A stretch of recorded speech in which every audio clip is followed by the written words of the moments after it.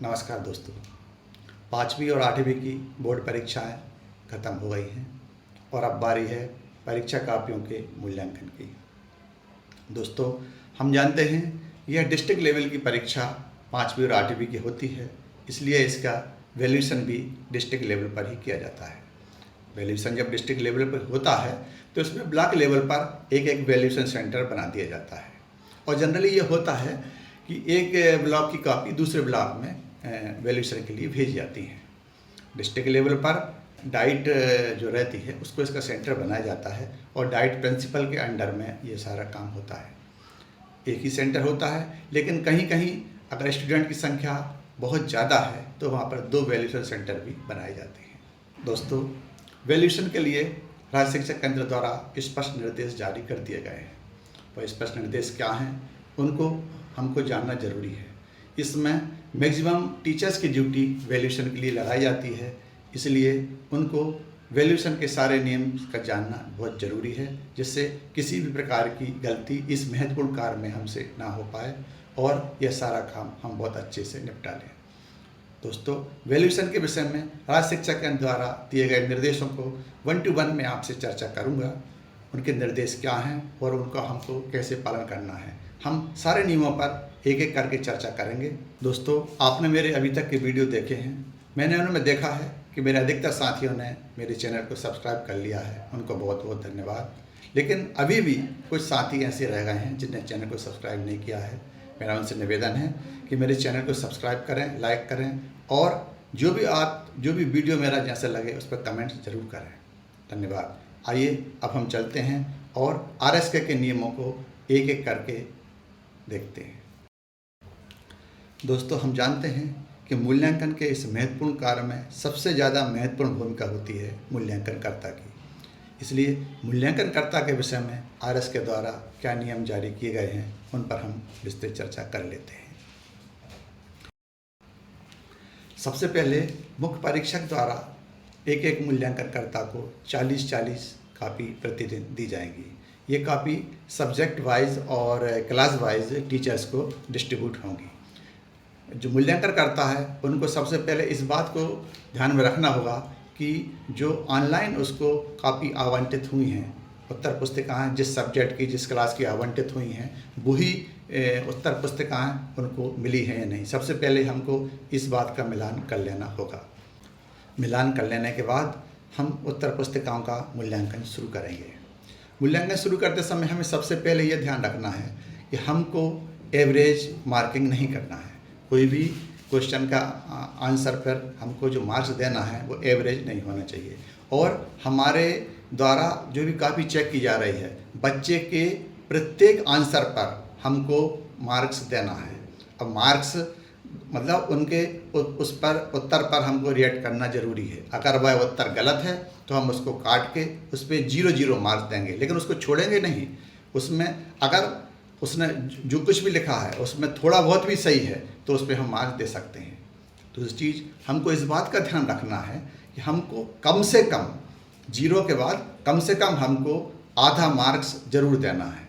आधे मार्क्स से कम मार्क्स नहीं देना है। बच्चे ने अगर थोड़ा बहुत भी सही लिखा है और उस पर अगर हम कुछ मार्क्स देना चाह रहे हैं तो हम कम से कम आधा मार्क्स देंगे और अगर गलत लिखा है तो हम 0 भी दे सकते हैं।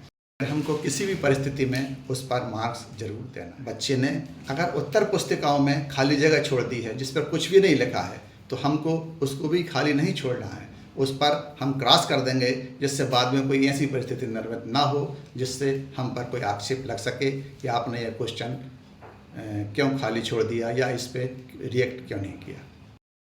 दोस्तों, लेकिन अगर हम किसी बच्चे को 0 मार्क्स देते हैं, उसका उत्तर हमको गलत साबित हो रहा है, गलत लग रहा है, हम 0 मार्क्स देते हैं तो वह विशेष ध्यान देना होगा, क्योंकि 0 मार्क्स वाले पर विशेष ध्यान देना होगा। और अगर हम बच्चे को इतने ज़्यादा अंक देते हैं कि उसके अंक 90% से ज़्यादा निकल जाते हैं तो भी हमको एक बार फिर से उनकी उत्तर पुस्तिकाओं पर ध्यान देना जरूरी है, क्योंकि जो 0 नंबर वाली उत्तर पुस्तिकाएँ होंगी और जो 90% से ज़्यादा अंक वाली उत्तर पुस्तिकाएँ होंगी उनको फिर से मुख्य परीक्षक और उप मुख्य परीक्षक द्वारा जांचा जाएगा। परीक्षक एवं उप मुख्य परीक्षक द्वारा भी यह सुनिश्चित किया जाए कि जिस मूल्यांकनकर्ता ने यह कॉपी चेक की है, इस पर 0 अंक दिए हैं या 90% से ज़्यादा अंक दिए हैं, वो अंक सही हैं। अगर उनमें किसी भी प्रकार के कोई हमको डाउट लगता है तो हमें मूल्यांकनकर्ता से साथ बैठकर उसको क्लियर कर लेना ज़रूरी है।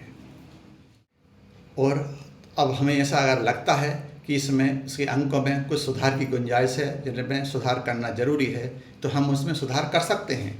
लेकिन हम उसमें सुधार करने के लिए उस पर राउंड लगा के साइड में अंक जो सही अंक हैं वो लिख दें, और अंकों में ही नहीं बल्कि उनको हमको शब्दों में भी लिख कर वहाँ साइन करना ज़रूरी रहेगा।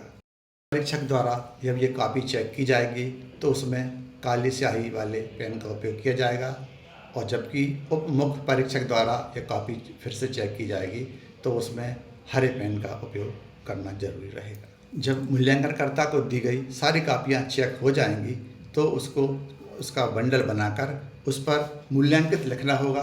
मूल्यांकित लिखने के बाद उस पर मुख्य परीक्षक के साइन कराना जरूरी रहेगा।